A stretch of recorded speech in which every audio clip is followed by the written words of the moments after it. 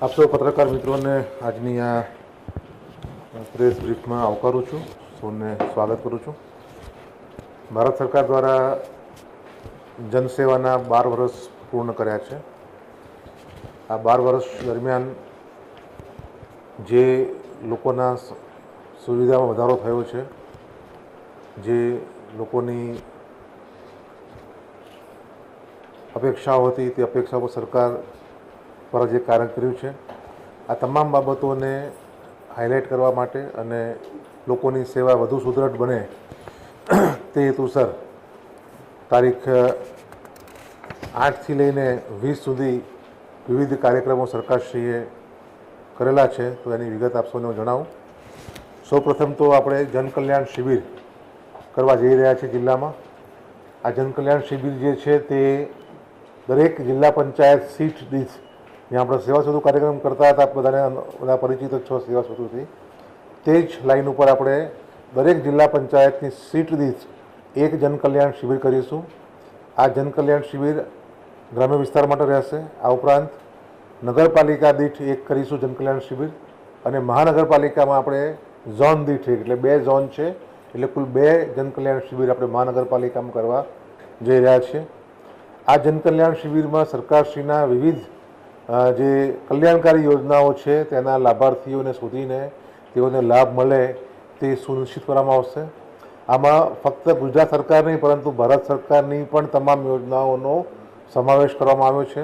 જેમ સેવા સેતુ કાર્યક્રમમાં આપણે 55 જેટલી સેવાઓનો લાભ સ્થળ ઉપર નાગરિકોને આપતા હતા, તે જ લાઈન ઉપર આપણે આ જનકલ્યાણ શિબિરોમાં પણ આ લાભ આપણે આપવા જઈ રહ્યા છીએ.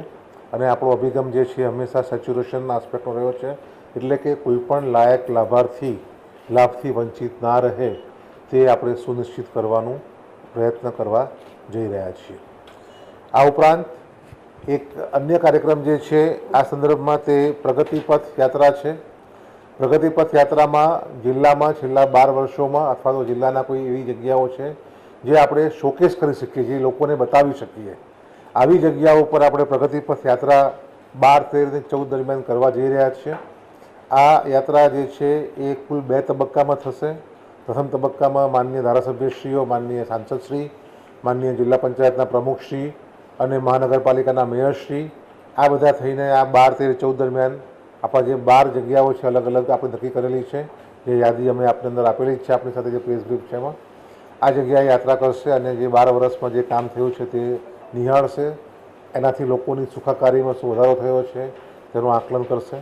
આ જ રીતે બીજા તબક્કામાં અન્ય ચૂંટાયેલા પદાધિકારીશ્રીઓ જે છે, જેમ કે તાલુકા પંચાયતના સભ્યશ્રીઓ હોય, જિલ્લા પંચાયતના સભ્યશ્રીઓ હોય, કોર્પોરેટરશ્રી, મહાનગરપાલિકાના હોય, આ તમામ લોકોને બીજા તબક્કામાં પણ આ જ 12 જગ્યાઓની મુલાકાત આપણે યાત્રા ઉપર સ્વરૂપે લઈ જઈશું.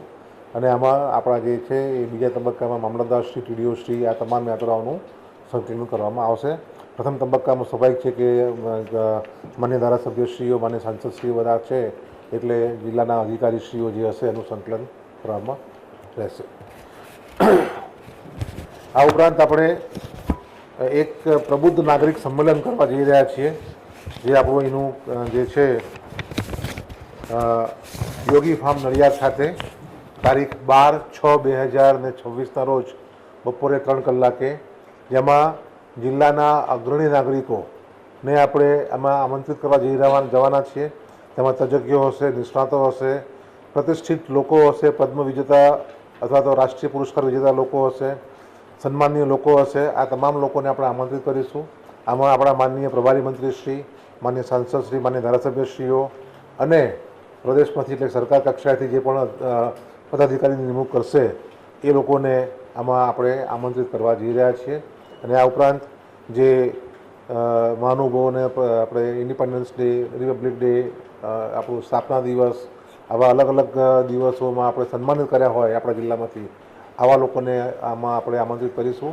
લગભગ અપેક્ષા છે કે 500 જેટલા આવા પ્રબુદ્ધ નાગરિકોને આપણે ત્યાં આમંત્રિત કરીશું. અને પ્રબુદ્ધ નાગરિક સંમેલન આપણે તારીખ 12/6/2026ના રોજ બપોરે 3 કલાકે યોજવા જઈ રહ્યા છીએ. આમ અત્રેથી તમામ માઇક્રો પ્લાનિંગ કરી લેવામાં આવ્યું છે. તમામ માઇક્રો પ્લાનિંગની વિગત આપને ફાઇલમાં મેં આપી છે. જિલ્લા પંચાયતની સીટનું ક્યારે કઈ જગ્યાએ આપણે જનકલ્યાણ શિબિર કરનારા છીએ, એના અધિકારી કોણ છે, આ તમામ બાબતો અમે અંદર આવરી લીધી છે.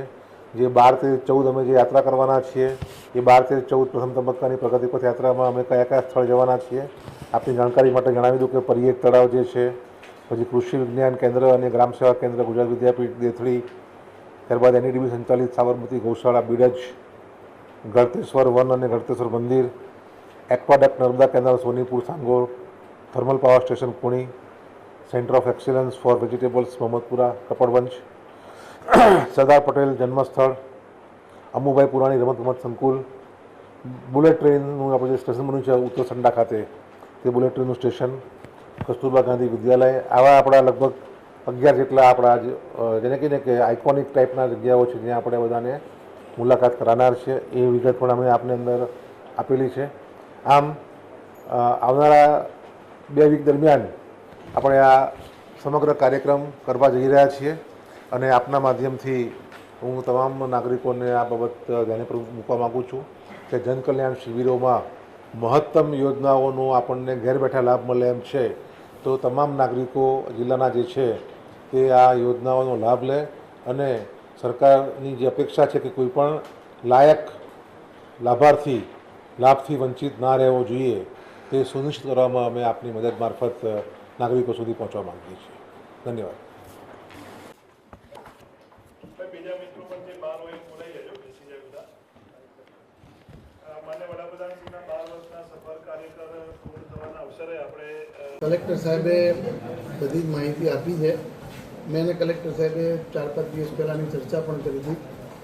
એટલે અમે જે ભૂતકાળમાં કામ કરીને આવ્યા એ લાભ નડિયાદની જિલ્લાની અને શહેરની પ્રજાને કેવી રીતે મહત્તમ આપી શકીએ એ બાબત કરી હતી.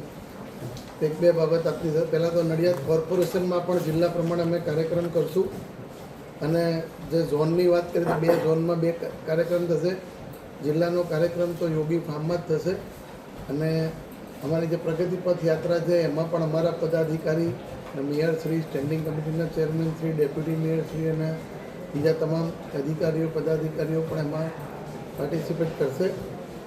પણ 1-2 બાબત આપને કહું કે અમારા સાહેબ સાથે જૂની મિત્રતા છે એટલે અમે વાત એવી કરેલી કે આમાં જે અમારું જે મરણ રજિસ્ટર છે એમાં છેલ્લા 1 વર્ષમાં જેટલા પુરુષોનું મરણ થયું હોય અને એમના વાઈફને જો વિધવા પેન્શન આપવાનું હોય તો જો એમને એ લાભ ના મળ્યો હોય, એ ક્રાઇટેરિયામાં આવતા લાભ ના મળ્યો હોય તો અમે આ સમયે દરેક ગામમાં તલાટીને અને શહેરમાં અમારા કર્મચારીને સૂચના આપી અને કોઈ પણ જો વિધવા લેડી બાકી રહી ગયા કે જે ક્રાઇટેરિયામાં આવતા અને લાભ ના મળતા એને અમે લાભ અપાવશું.